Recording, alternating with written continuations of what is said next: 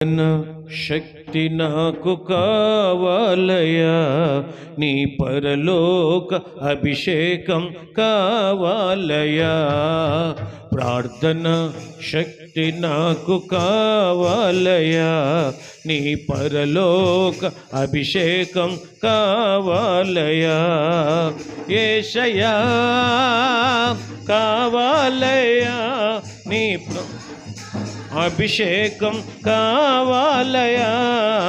యేసయ్యా కావాలయా, నీ ఆత్మ అభిషేకం కావాలయా. ప్రార్థన శక్తి నాకు కావాలయా, నీ పరలోక అభిషేకం కావాలయా. ప్రార్థన శక్తి నాకు కావాలయా, నీ పరలోక కావాలయా. హల్లెలూయా. ఈ రాత్రి ఈ ఉపవాస ప్రార్థనలో పాల్గొన్న మీ అందరిని బట్టి ప్రభువును నేను ఎంతగానో స్తుతిస్తూ, మరి రాత్రి దేవుడు మన కొరకు ఏర్పాటు చేసిన సిద్ధపరిచిన వాక్య భాగాన్ని చదువుకుందాం. అపోస్తులుడైన భక్త పౌలు కొరింథీలకు రాస్తూ తన మొదటి పత్రికలో 13వ అధ్యాయం 1 నుండి 3 వచనాల వరకు ఉన్న లేఖన భాగాన్ని మనము చదువుకుందాం. 1 Corinthians chapter 13 words from 1 to 3 మనం చదువుదాం. మనుషుల భాషలతోనూ దేవదూతల భాషలతోనూ నేను మాట్లాడినను ప్రేమ లేని వాడనైతే మ్రోగెడు కంచును గణగణలాడు తాళమునై యుందును. ప్రవచించు కృపావరము కలిగి మర్మములన్నీయు జ్ఞానమంతయు ఎరిగిన వాడనైనను కొండలను పెకిలింపగల పరిపూర్ణ విశ్వాసము గలవాడనైనను ప్రేమ లేని వాడనైతే నేను వ్యర్థుడను అన్నాడు. 3వ వచనం కూడా చదివితే, బీదల పోషణ కొరకు నా ఆస్తి అంతయు ఇచ్చినను, కాల్చబడుటకు నా శరీరమును అప్పగించినను ప్రేమ లేని వాడనైతే నాకు ప్రయోజనము ఏమీ లేదు. దేవునికి స్తోత్రం. భక్త పౌలు గురించి మనందరికీ తెలుసు. అతడు క్రైస్తవ విరోధి, క్రీస్తుకు వ్యతిరేకంగా ప్రవర్తించేవాడు. ప్రతి సంఘాన్ని హింసిస్తూ అందరికీ కూడా మరి చాలా తలనొప్పిగా ఉండేవాడు. క్రీస్తు స్వరూపాన్ని ఎప్పుడైతే చూశాడో, యేసయ్య వెలుగుని ఎప్పుడైతే చూడగలిగాడో, తన యవ్వన కాలంలో తన జీవితాన్ని పూర్తిగా మార్చుకొని దేవునికి అప్పగించాడు. అతడు దేవునికి అప్పగించుకున్న తర్వాత దేవుని చిత్తానికి వ్యతిరేకంగా తన లైఫ్లో ఏది అతను చేయలేదు. దేవుడికి ఇది ఇష్టం లేదు అంటే తన ప్రాణమైనా సరే వదిలేయడానికి ఇష్టపడ్డాడే తప్ప ఏది కూడా తనకు ప్రయోజనంగా అతడు ఎంచుకొనలేదు. కొత్త నిబంధన గ్రంథంలో మరి 13 పత్రికలు రాసినటువంటి మహానుభావుడు, యేసు ప్రభు తర్వాత అంతటి సేవ చేసిన మహాగణుడు. ఈరోజు మనం చదువుకున్న ఈ వాక్య భాగంలో ఒక విషయం పదే పదే అక్కడ రావటం నేను గమనించాను. ఏంటది అంటే లేనివాడనైతే అనే మాట ఉందా? లేనివాడనైతే మొదటి వచనంలో, తర్వాత 2వ వచనంలో లేనివాడనైతే అనే మాట అక్కడ కూడా వచ్చింది కదా. ఆ తర్వాత 3వ వచనంలో కూడా లేనివాడనైతే. ఈ 3 వచనాల్లో కూడా 3 పర్యాయాలు అతడు దేవుని ప్రేమను గురించి వర్ణిస్తూ, అది కనుక లేకపోతే నేను వ్యర్థుడనే, ఆ ప్రేమ కనుక లేకపోతే నాకు ప్రయోజనం ఏమీ లేదు అని అంటాడు. దేవునికి స్తోత్రం కలుగునుగాక. కొన్నిసార్లు అరే మనిషి అయితే వీడికి కాస్త బుద్ధి ఉండాలి అని అంటాం. మనిషి అన్నవాడు ఒకసారి చెప్తే వినాలి అని అంటారు. చాలా ఘాటుగా మాట్లాడతాం, ఒక్కొక్కసారి చాలా ఘాటుగా కోపం వచ్చేస్తుంది. కొన్ని సామెతలు మనం వింటే, మంచి మనిషికో దెబ్బ, తర్వాత అలాంటి డైలాగులు వింటే చాలా బిత్తరపోతాం మనం. ఏంటి అంత మాట అనేస్తున్నారేంటి అని చెప్పే వాళ్ళని వ్యతిరేకించే వాళ్ళు చాలామంది ఉంటారు కానీ అది లేకపోతే నీ జీవితానికి అసలు అర్థమేమీ లేదు. కొన్ని విషయాల్లో మనకు ఖచ్చితంగా కొన్ని ఉండాలంతే. లేకపోతే నువ్వు అది లేని వాడుగా ఉండకూడదు. సింపుల్గా చెప్పాలంటే ప్రార్థనకు వచ్చేటప్పుడు బైబిల్ లేకుండా ఉండకూడదు, అంతే కదా. బైబిల్ లేనివాడిగా ఉండకూడదు. దేవునికి స్తోత్రం చెప్పండి. హల్లెలూయా. ఏదైనా ఫంక్షన్స్కి వెళ్ళేటప్పుడు, కార్యక్రమాలకు వెళ్ళేటప్పుడు, విందులు వినోదాలకు వెళ్ళేటప్పుడు తల దూకోకుండా వెళ్తాడు ఎవడన్నా? మాట్లాడు. ముఖానికి పౌడర్ రాసుకోకుండా వెళ్తాడు ఎవడన్నా? మాట్లాడడం లేదు. మీరు వెళ్తారా? వెళ్ళరు. ఉన్న దుస్తుల్లో ద బెస్ట్ ఏదైతే ఉందో, లైటింగ్ పడగానే ఏది జిగేలుమంటుందో, ఏది డబేలుమంటుందో, ఏదైతే అందరి కళను పడేసేస్తుందో దాని మీద ఎక్కువ దృష్టి పెడతాం. అంటే కార్యక్రమాలు అన్నాక ఆ మాత్రం లేకపోతే ఎలాగండి అని అంటాం. సో యాజ్ ఎ క్రిస్టియన్ మన క్రైస్తవులుగా ఏమి లేని వారిగా ఉండకూడదో బైబిల్లో కొన్ని విషయాలు పౌలు చెప్పిన మాటలను బట్టి నేను ఒక 3 విషయాలు త్వరగా చెప్పి నా మాటలు నేను వెంటనే ముగిస్తాను. దేవునికి స్తోత్రం. అందులో నెంబర్ వన్ అతడు ఏం చెప్పాడు ఈ మాటల్లో? మొదటి వచనం చూడండి ఎంత బాగుందో. మనుష్యుల భాషలతోనూ దేవదూతల భాషలతోనూ నేను మాట్లాడినను, ప్రేమ లేనివాడనైతే మ్రోగెడు కంచును ఘనలాడించు తాళమునై ఉంటాను అన్నాడు. అంటే ప్రభువును నమ్ముకున్నవాడు ప్రేమ లేనివాడుగా ఉండకూడదు. అది ఎలా ఉండకూడదయ్యా అనంటే ప్రేమ లేనివానిగా ఉండకూడదు. అలా ప్రేమ లేనివాడైతే అతడికి మనుషుల భాష వచ్చినా, దేవదూతల భాష వచ్చినా, మోగెడు కంచును ఘనలాడించు తాళం అంతే. దానివల్ల ప్రయోజనమే ఉండదు. డంభం, సౌండ్ చేయటం, వాయిస్ ఉంటుంది అంతే, వెర్బ్ ఉండదు. అంటే దీని అర్థం ఏంటి? వాయిస్ మాత్రమే ఉంటుంది, అంటే క్రియలేమీ ఉండవు, మాట మాత్రమే చెప్తాం అన్నమాట. అందుకని అతడు మొదటి వచనంలో అలా చెబుతాడు. తర్వాత 2వ వచనంలో కూడా ప్రవచించే కృపావరాలు నాకున్నా, మర్మములన్నీయు జ్ఞానమంతయు ఎరిగిన వాడనైనను, కొండలను పెకలింపగల పరిపూర్ణ విశ్వాసము గలవాడనైనను, ప్రేమ వ్యర్థం అంతే. క్రీస్తు ప్రేమ నీలో లేకపోతే ఇక వ్యర్థం అంతే. వీటన్నిటికీ అసలు అది లేకపోతే ప్రయోజనం కూడా నాకేమీ లేదు అన్నాడు. So every Christian should be have the love of Christ అంటాం. దేవుని యొక్క ప్రేమ లేనివాడుగా క్రైస్తవుడు అనేవాడు అస్సలు ఉండకూడదు. అది మొదటి విషయం. ఈ ప్రేమ నుంచి క్రీస్తు ప్రేమ నీలోకి వచ్చింది.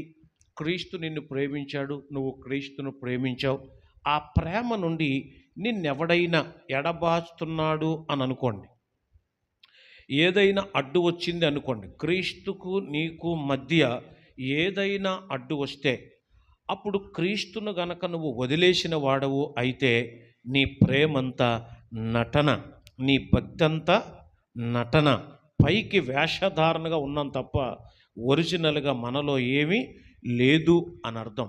పౌలు రోమీయులకు రాస్తూ ఆ క్రీస్తు ప్రేమలో మీరు చాలా దృఢంగా ఉండాలి, చాలా గట్టిగా ఉండాలని చెప్పుకుంటూ రోమాపత్రిక 8వ అధ్యాయం 35వ వచనం నుంచి ఇలా రాస్తాడు. క్రీస్తు ప్రేమ నుండి మనలను ఎడబాపు వాడెవడు? శ్రమ అయినను, బాధ అయినను, హింస అయినను, కరువైనను, వస్త్రహీనతైనను, ఉపద్రవమైనను, ఖడ్గమైనను మనలను ఎడబాపునా? ఇందును గూర్చి వ్రాయబడినదేమనగా, నిన్ను బట్టి దినమెల్లా మేము వధింపబడిన వారము, వధకు సిద్ధమైన గొర్రెలమని మేము ఎంచబడిన వారం అయినను మనలను ప్రేమించిన వాని ద్వారా మనము వీటన్నిటిలో అత్యధిక విజయము పొందుచున్నాము. ఈ ముగింపు వచనం చాలా బాగుంటుంది. ఈ ముగింపు వచనం ఎంత బాగుంటుందంటే 2 వచనాలు, మరణమైనను, జీవమైనను, దేవదూతలైనను, ప్రధానులైనను, ఉన్నవి అయినను, రాబోవునవైనను, అధికారులైనను, ఎత్తైనను, లోతైనను, సృష్టింపబడిన మరి ఏదైనా సరే మన ప్రభువైన క్రీస్తు యేసునందలి దేవుని ప్రేమ నుండి మనలను ఎడబాప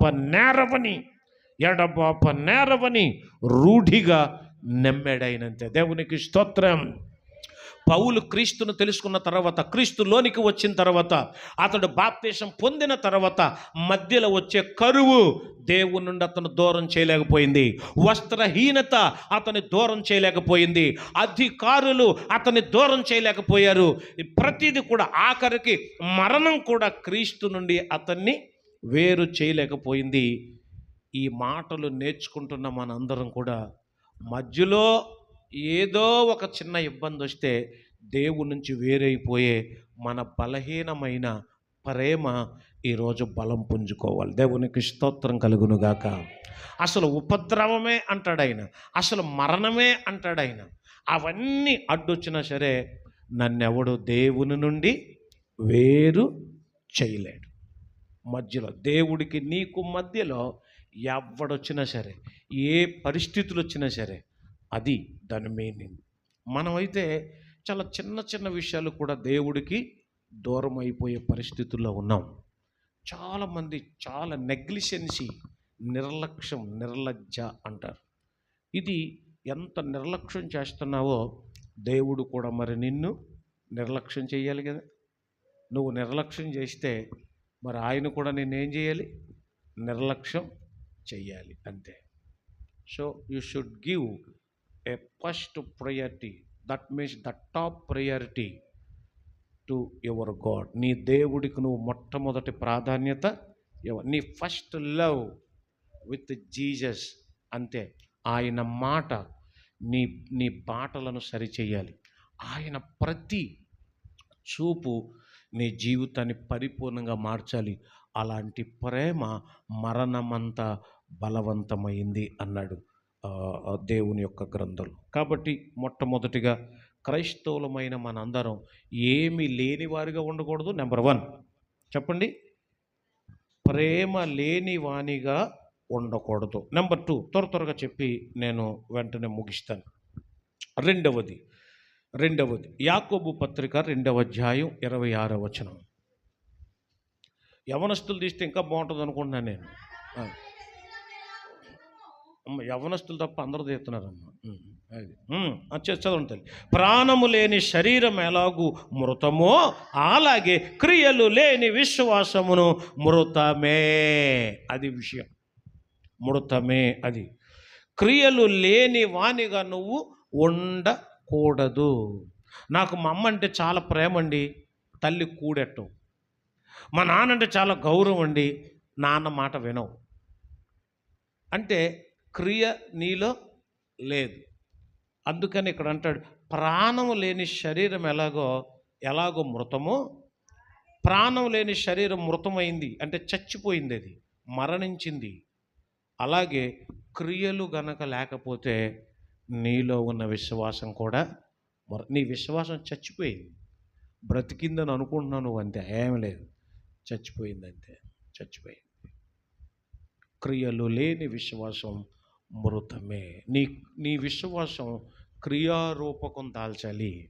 క్రియల ద్వారా నువ్వు చూపించాలి, ఎస్ నేను దేవుని మీద ఆధారపడ్డానండి, దేవుడే నాకు సమస్తమండి అని క్రియల ద్వారాగా నువ్వు ఏం చేయగలగాలి? చూపించగలి. ఆ క్రియలు లేకపోతే నువ్వు ఆడేది అంతా అబద్ధాలే, నువ్వు చెప్పేదన్నీ బూటకపు మాటలే, నువ్వు చెప్పేవన్నీ దొంగ అబద్ధాలే అన్నట్లుగా ఉంటుంది. కాబట్టి ఈ రాత్రి రెండవదిగా, ప్రభువా నేను నీ మీద ప్రేమ కలిగిన వాడనైతే ఇదిగో నా క్రియలు నీ నామమును ఏం చేయాలి? మహిమపరచాలి. అది మహిమపరచాలి. ప్రార్థన మీద ఇష్టం ఉన్నవాడు ప్రార్థనకు వస్తాడు, దాని మీద ఇంట్రెస్ట్ లేని వాళ్ళు ఏం చేస్తారు? నాకు రావాలనే ఉంటుందండి మనసులో ఉంటే ఎవడు కావాలి? క్రియ కావాలి. అవునే కదా? అవునంటారు కాదంటారు. మా ఆయన అంటే నాకు చాలా ఇష్టం అండి, కానీ ఆయనకి ఇష్టమైంది నేను వండనండి అంటే అది ప్రేమ అనాలా లేకపోతే మొండుతనం అనాలా? ఒక ఆయన అంటున్నాడు, మొన్న అంటున్నాడు ఒక ఆయన, ఒక చోటకి వెళ్తే కూరగాయల భోజనం పెట్టారు. అంటే సాధారణంగా నేను ఎక్కువ అలాగే ఇష్టపడతాను, కానీ ఏంటో ఇంత దూరం నుంచి వెళ్ళాను నేను వాక్యం చెప్పడానికి, ఆ తీర అక్కడ టేబుల్ మీద ఉండాలి అంతే, మనం తినకపోని అలాగే. ఏంటి ఒట్టి కూరగాయలు పెట్టారు అన్నట్టుగా కొంచెం చిన్న ఇది అనిపిస్తే ఆయన గ్రహించాడు. ఆయన గ్రహించి ఒక డైలాగ్ వేశాడు. ఏంటంటే, అయ్యగారు, కోటి రూపాయలంత ప్రేమ ఉంది మీ మీద, కానీ కేజీ చికెన్ తేనకు జేబులో డబ్బులు లేవన్నాడు. ప్రేమ ఎంత ఉందంట? కోటి రూపాయలంత ప్రేమ ఉందంట, కానీ కేజీ చికెన్ తేయడానికి డబ్బులు లేవంట. ఇది నిజమా అబద్ధమా చెప్పాలి, మీరు చెప్పాలి. నిజమా అబద్ధమా? అది కోటి రూపాయల ప్రేమ ఉందనేది పచ్చి అబద్ధం, అది విషయం. అలాగనమాట. అలాగా క్రియలు లేకపోతే మన విశ్వాసం కూడా ఏమవుద్ది? మృతమవుద్ది. ఇది నెంబర్ 2. క్రియలు లేని వారిగా మనం ఉండకూడదు. వెళ్ళకూడని చోట్లకి వెళ్ళకూడదు, అనకూడని మాట అనకూడదు, చేయకూడని పనులు చేయకూడదు. అలాగుంటే మనము క్రీస్తు బిడ్డలంగా అనిపించుకోం. ఇది 2వది. 3వది ఒకే ఒక మాట చదవండి, నేను ప్రార్థన చేస్తాను. 1 కొరింథీయులకు రాసిన పత్రిక 9వ అధ్యాయం 26వ వచనం. త్వరగా. కాబట్టి నేను గురి చూడని వాని వలె పరిగెత్తువాడను కాను. పౌలుకి ఒక గురి ఉంది. గురి అంటే ఏమంటాం మనం? లక్ష్యం, ఎయిమ్ అంటాం. ఏంట్రా నీ ఎయిమ్ ఏంటి అని అంటాం. చదువుకున్న పిల్లలు, ముఖ్యంగా యవ్వన పిల్లలు, ఏంటి నీ ఎయిమ్ ఏంటి చెప్పు అంటే తలకు ఒక్కుంటాడు. అసలు ఏం అవ్వాలో ఆడికే తెలియదు, అసలు ఎందుకు జీవిస్తున్నాడు ఆడికే తెలియదు కొంతమందికి. నువ్వేం అవ్వాలనుకుంటున్నావు, లేకపోతే నువ్వేం ఏంటి అసలు నీ గురి ఏంటి, నీ గోల్ ఏంటి, నీ ఎయిమ్ ఏంటి, నీ లక్ష్యం ఏంటి? అసలు ఒక లక్ష్యము, ఒక గురి ఏమీ లేకపోతే అసలు భూమి మీద బ్రతకటమే వేస్ట్ అంటాడు భక్తుడైనటువంటి పౌలు. నాకు ఒక గురి ఉంది. ఏంటా గురి? క్రీస్తు ప్రేమను తెలుసుకోవాలి నేను, క్రీస్తును చేరుకోవాలి నేను. అందుకనే చావైతే లాభం, చావైతే బ్రతుకుట క్రీస్తే, చావైతే లాభమే. బ్రతికితే క్రీస్తు కోసం బ్రతుకుతా, చచ్చిపోతే క్రీస్తు దగ్గరికి వెళ్ళిపోతా. కాబట్టి నాకు ఆ గురుంది అంటాడు. చివరికి అతన్ని పలానా రోజున మరణదండన విధించారు, పలానా రోజున అతను ఉరి తీసేస్తారు, లేదంటే అతను శిరస్సు ఖండించేశారు. ఆ మరణ ప్రక్రియ జరగబోతుందని తెలిసిన తర్వాత ఫైనల్గా ఆయన ఒక మంచి మాట చెప్తాడు. నేను నా విశ్వాసమును కాపాడుకున్నాను, నా పరుగును నేను కడముట్టించాను. Yes, I'm very satisfied. నా journey, the life is a journey అంటారు కదా, ఆ జర్నీలో, ఆ ప్రయాణంలో సంతృప్తికరంగా నేను గమ్యానికి మరి కొద్ది నిమిషాల్లో నా తల నరికేస్తారు. ఇప్పటి వరకు నా విశ్వాసాన్ని నేను ఏం చేయగలిగాను? కాపాడుకోగలిగాను. కాబట్టి ఈ మాటను బట్టి దీని గురించి ఇంకా చాలా ఎక్కువ చెప్పాలి, కానీ సమయం మరి అయిపోయింది, నేను ముగిస్తున్నాను. గురి లేని వానిగా నువ్వు ఉండకూడదు. 3 విషయాలు చెప్పాను. 3 విషయాలు చెప్పాను. 1, ఏమి లేని వారిగా ఉండకూడదు. నెంబర్ 1, ప్రేమ లేనివాడిగా ఉండకూడదు. నెంబర్ 2, క్రియలు లేనివాడిగా ఉండకూడదు. నెంబర్ 3, గురి లేనివాడిగా ఉండకూడదు. అది నిన్ను అడిగితే నువ్వు ఒక గురి చెప్పాలి, నీ లక్ష్యం ఏంటో చెప్పగలగాలి, కాన్ఫిడెంట్గా చెప్పగలగాలి. అలా చెప్పలేకపోతే చాలా ఇబ్బంది కదా. కాబట్టి అలాంటి కృప మరి నీకు ప్రేమ రావాలని, క్రియలు రావాలని, గురి ఉండాలని ఈ ఉపవాస ప్రార్థనలో ప్రార్థన చేసుకుని మనం ముగిద్దాం. తలలు వంచండి, కళ్ళు మూసుకునండి, ప్రార్థన చేసి. ఈ 3 మాటలు నీ గుండెల్లో ఉండాలి. పుస్తకాల్లో రాసుకున్నావేమో ఒకవేళ, చేతి మీద రాసుకున్నావేమో ఒకవేళ, లేకపోతే ఎలాగ విన్నావో నాకు తెలియదు, కానీ గుండెల్లో రాయాలి, హృదయంలో రాయాలి. నువ్వు క్రైస్తవుడు అయితే ప్రేమ లేనివాడుగా, క్రీస్తు ప్రేమ కలిగిన వాడు, క్రీస్తు ప్రేమ స్వరూపి, ఆ ప్రేమ లేనివాడుగా ఉండకూడదు. 2, క్రియలు లేనివారుగా ఉండకూడదు. ఇదిగో దేవుడు లోకమును ఎంతో ప్రేమించాడని చెప్పాడు. ఆ ప్రేమకు ప్రతి గుర్తుగా అతడు తన ప్రాణాన్ని ఇచ్చేశాడు. దట్ ఈజ్ ద క్రియ. ఆయన క్రియారూపకంగా చూపించాడు. మరి నువ్వు నీ భక్తిని క్రియల్లో చూపించగలుగుతున్నావా? దేవుని మీద ప్రేమ ఉన్నప్పుడు క్రియ ద్వారాగా చూపించాలి. ప్రార్థనలకు రావటం, సమయానికి రావటం, ఎక్కువగా గడపటం, దేవునికి సంబంధించిన మాటలు చెప్పుకోవటం, వాక్యాలు చదవటం, పాటలు నేర్చుకోవటం, ఇతరులకు చెప్పగలగటం, పరిచర్య చేయటం, ఇవన్నీ క్రియలు. ఇవన్నీ నీకు పట్టట్లేదంటే క్రియలు లేని విశ్వాసమైన మృతతుల్యంగా ఉన్నావు నువ్వు. బ్రతుకు ఈ రాత్రి, ఈ వాక్యం ద్వారా బ్రతుకు నువ్వు. వాక్యము నీరు లాంటిది. చచ్చిపోయిన మోడు బారిన ఆ మొండులను చిగురింప చేసేటువంటి నీటి వాసన తగిలిన వృక్షాలు ఏమవుతాయట? చిగురిస్తాయని వాక్యంలో ఉన్నట్టుగా ఈ వాక్యము ద్వారా నువ్వు చిగురించాలి. ఈరోజు మూడవదిగా ఎందుకు బ్రతుకుతున్నావు? ఒక గురంటూ ఉందా నీకు? ఒక సేవకుడిగా నాకు ఓ మంచి గురి ఉంది, నాకు ఒక మంచి లక్ష్యం ఉంది, నా సేవ జీవితంలో నేను ఇలా ఉండాలి, నా సేవ ఇలాగ అభివృద్ధి చెందాలి, నా సంఘం ఇలా ఉండాలి, నా సంఘ బిడ్డలు ఇలా ఉండాలని అనుదినము అనుక్షణము నేను ప్రార్థన చేస్తూ ఉంటాను. వెళ్ళిన ప్రతి చోట సంఘాలు ఎలా ఉండాలో నేను ప్రతి చోట కూడా సంఘాలను బలపరుచుటకు దేవుడు నాకు ఇచ్చిన దర్శనములను నేను వివరిస్తూ ఉంటాను, బలోపేతం చేస్తాను. విశ్వాసంలో చచ్చిపోయిన వారిని బ్రతికించాలని కోరుతాను. దేవుడు అనూహ్యంగా చాలామంది మరలా దేవునితో రీకనెక్ట్ అయ్యి మొదటి ప్రేమను మరల పొందుకునేవారు అక్కడక్కడ సాక్ష్యాలు చెబుతూ ఉండగా విని నా దేవుని ఎంతగానో మహింపరుస్తాను.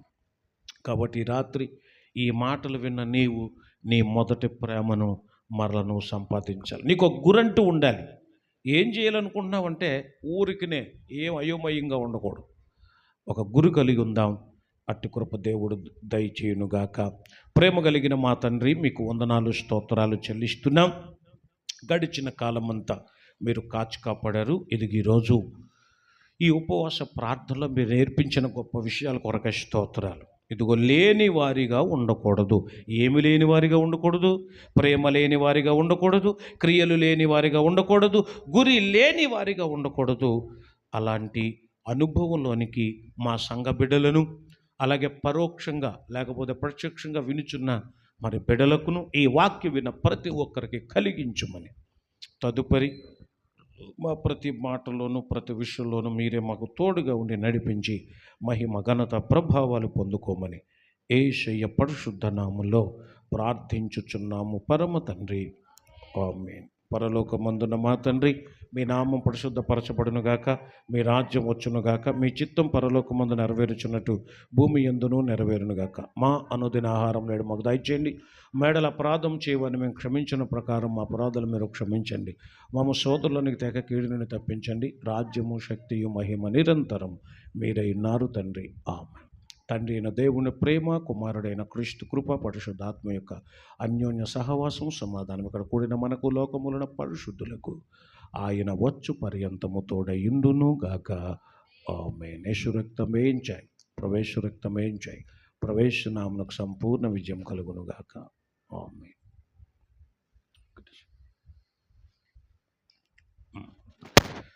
వెళ్ళే ముందు ఒక చిన్న మాట, వెళ్ళే ముందు ఒక